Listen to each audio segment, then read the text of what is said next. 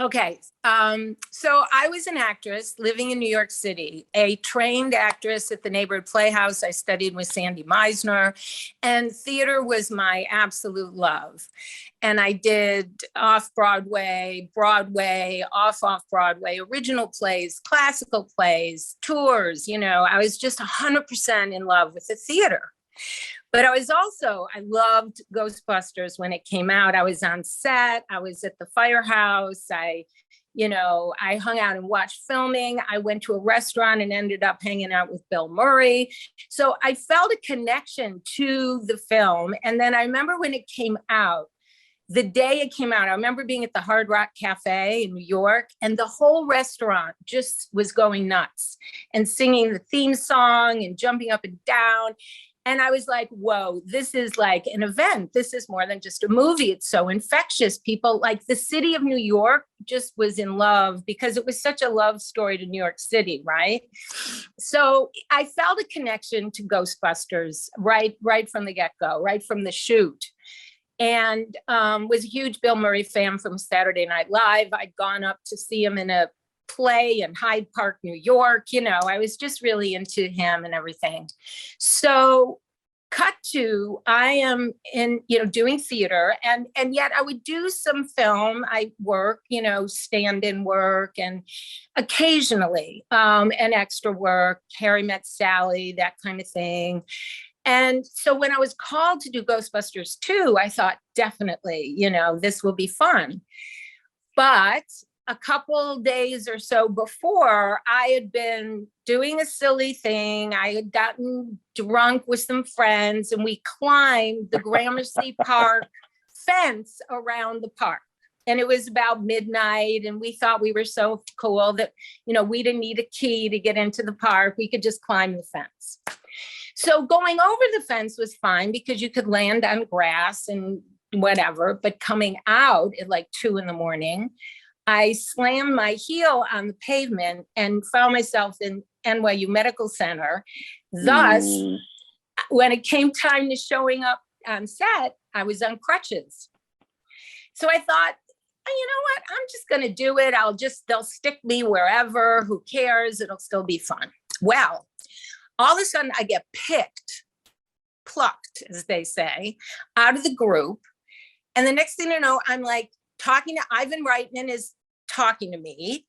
And he's saying, okay, so what's your name? And I said, Susan Bohem. He said, this is what we want to do. And in retrospect, it makes a lot of sense because if you know the movie, which I know you do, first we see a long shot, and then we go in and we see a meter maid and a guy yelling at the meter maid because she's trying to give him a parking ticket, right? Which is a typical New York kind of hostility moment. Mm-hmm. Then we would have seen in the original script, Sigourney Weaver wheeling the baby, talking to the doorman, and then the baby carriage starts, going on its own. And we think, ooh, something's in the air, right? There's hostility, then there's weirdness. So we all know that things happen in threes. So it's interesting that they chose to insert another conflict in addition. So anyway, I'm standing there with Ivan Reitman, and he's saying, okay, this is what we're going to do. And we hope you're up for this. We're going to have this kid, you're going to be crutching along the sidewalk, and we're going to have this kid bump into you. And so I said, okay. And he said, so let's rehearse this. What would you say? What would you do if that happened? Because mind you, none of this was scripted. So he has the kid barrel into me, and I scream at him like you would do in New York, right? I said, I don't even remember what I said verbatim, right? But I was like, yes, do that. Next thing I know, I'm being mic'd. They're throwing a contract at me. I'm getting makeup. And that's how I got that line in Ghostbusters 2. It was completely out of the blue. That is so awesome. There's so many things I want to ask you questions about what we just heard. Yeah. Sure.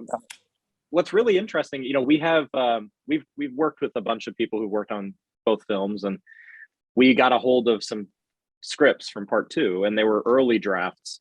And so it's interesting when you talk about, the scene you did being unscripted, because a lot of that movie, as it turns out, wasn't scripted. You know, they did a lot of stuff on the fly and they changed a lot of things as they went. So it's kind of fascinating that you had that impact too.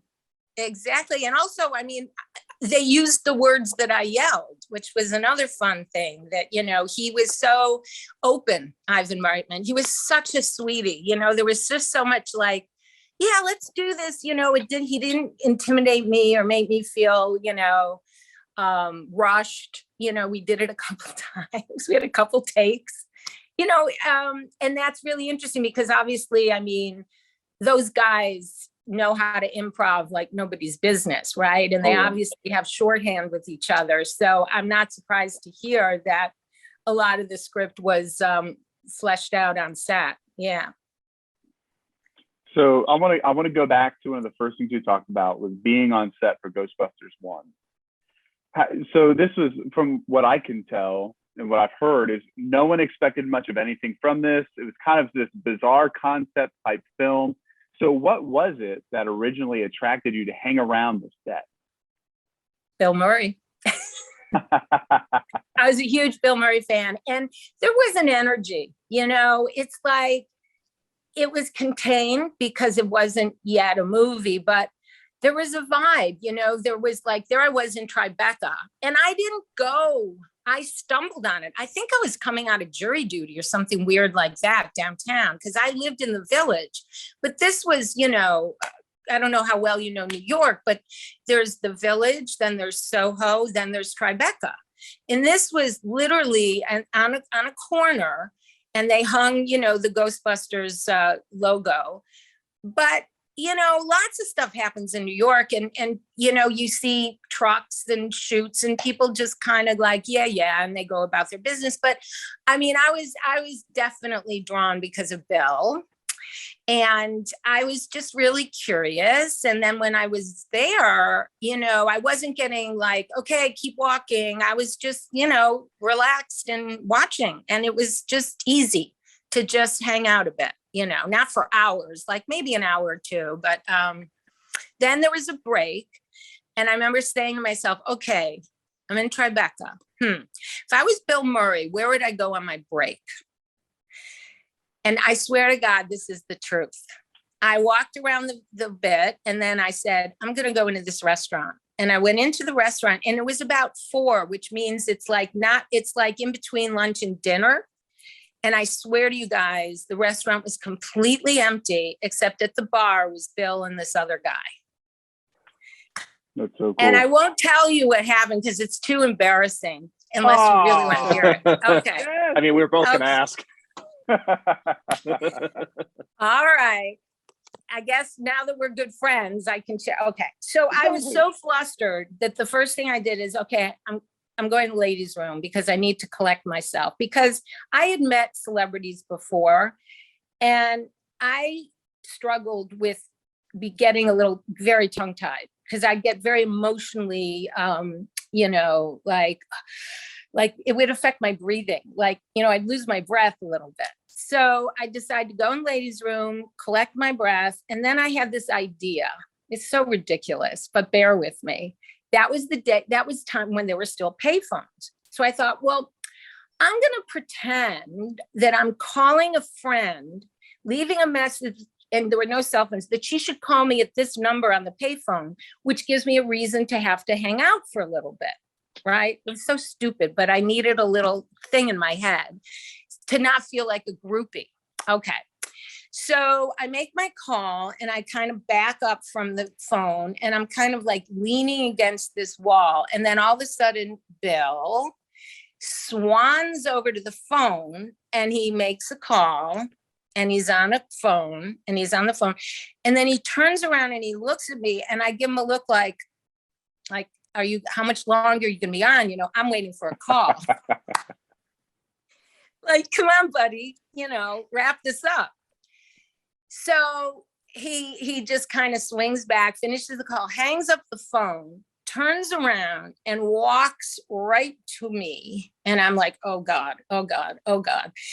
And he makes a gesture where he puts his hand in his pocket and then as if he's pulling out some coins, and he's like holding this coin, and he like makes a gesture like he's going to give me a coin. So I'm like, I didn't say anything, tongue tied. So I just hold my hand out, right? And he puts a dime in my hand. And I remember looking down at my hand and looking back up at him, like, right. And then he puts another dime in, and I'm still standing there. I swear to God, this is so stupid. And then he puts like a third dime in there, and he goes, "What are you going to do? Call Las Vegas?" So I kept like, it was as if I kept wanting more dimes. It was so silly. And I went, no, that was like all I could say, because I was just so, so silly. And then, of course, I went to sit at the bar because I'm waiting for my friend to call me back, a little bit of a distance from them. And then they started talking to me, and I talked with them a little bit, but it kind of like didn't go anywhere after that. I didn't really leverage it into like, oh, I'd love to hang out with you sometime. I didn't go there. But it was fun. It was funny. Yeah. You shot your shot, though. You shot your shot. You took it.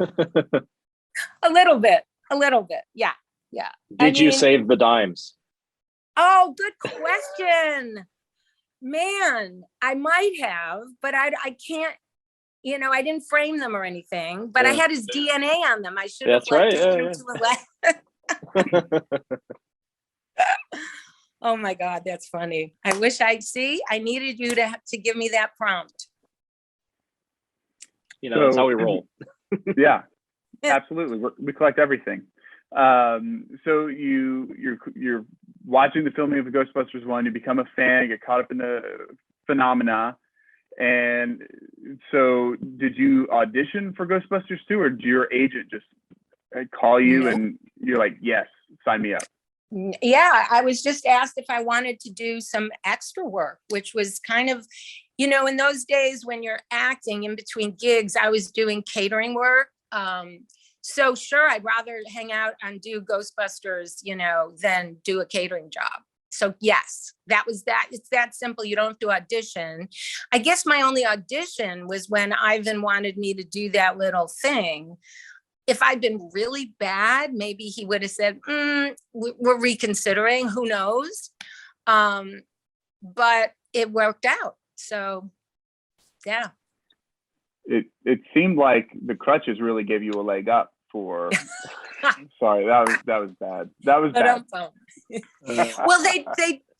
that's what's so funny is that, it's the sort of classic, what seemed like, a drag turned out to be the thing that, gave me that fun little moment.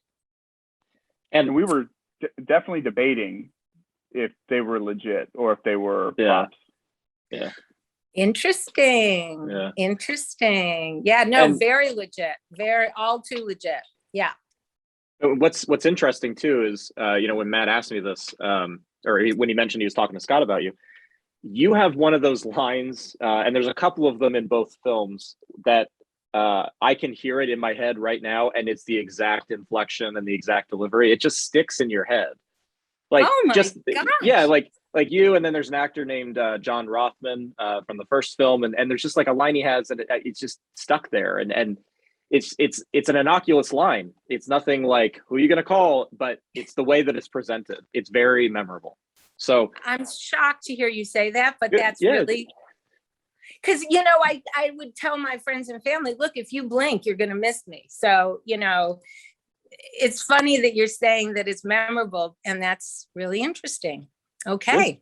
Yep. It's like in Afterlife, the roller granny, who's Danielle Kennedy, who we've had an interview with. The way she says nope, again, one word, but it's the inflection. It's one of those things that you just stand out, and you see her scene, you can hear her say it in your head before she even does, and your scene's absolutely that way as well. Wow, thanks, guys.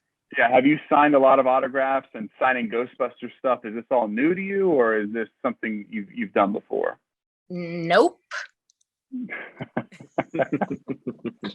We love a first-time signer. I'm a first-time signer all the way, guys. That's me. Excellent. That's awesome. That's awesome. Yeah, we love that. I think there are going to be a lot of people who are excited because again, there's been a lot of conventions and appearances for Ghostbusters 1 cast and crew, but there's not been so much for Ghostbusters 2, and so there's going to be a lot of people who are excited to add you to their collection. Now, did you see your trading card yet? Well, Ray sent me 2 images, and so maybe I'm not sure which of them it is. So you tell me. Give me a moment. Do you have them in hand already? We have these custom trading cards produced. We have Cool. a friend in the UK who makes them, and they look just like a vintage Ghostbusters trading card, which essentially is a vintage baseball card from so they're made to look like the Ghostbusters 2 trading cards from '89. So yours fits right in. Oh, cool. Yeah, yeah. That's awesome. Yeah, so we'll be We have sending a these few your for way. you.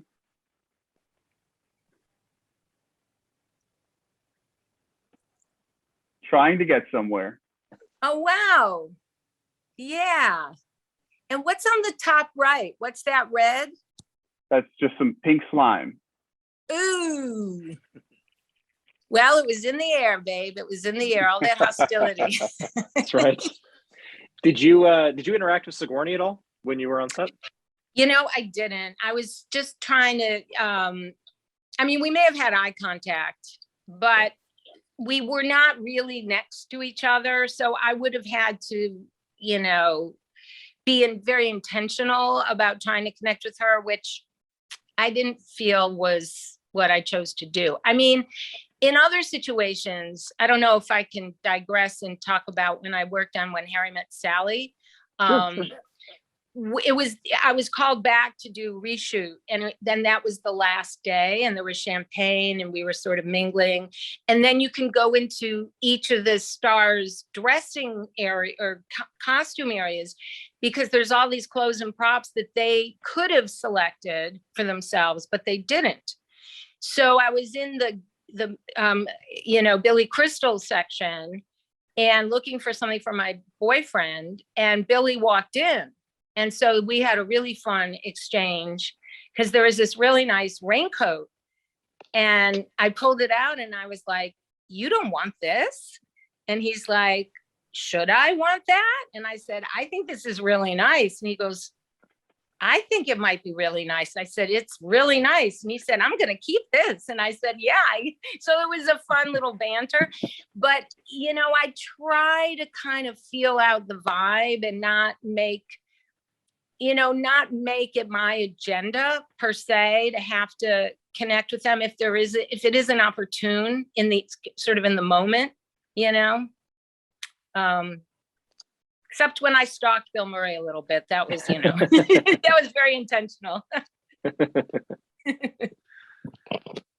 Matt, you want to shoot your shot with Bill Murray? You want to tell your story? You had a Bill Murray story not too long ago. Yes, please. Yeah, I can, like, you talk about getting tongue tied. I can relate to that 1,000,000%, because I get starstruck as well, especially people from a film that I grew up. I had all the toys and the costumes and all of it. And so Tom and I were a sponsor of Bill's golf tournament. He's got a golf tournament in St. Augustine every year, and we're there. And Bill comes out and he is joining the party. He's saying hello to a few people. He's there to watch the band and kind of sing and just have a good time.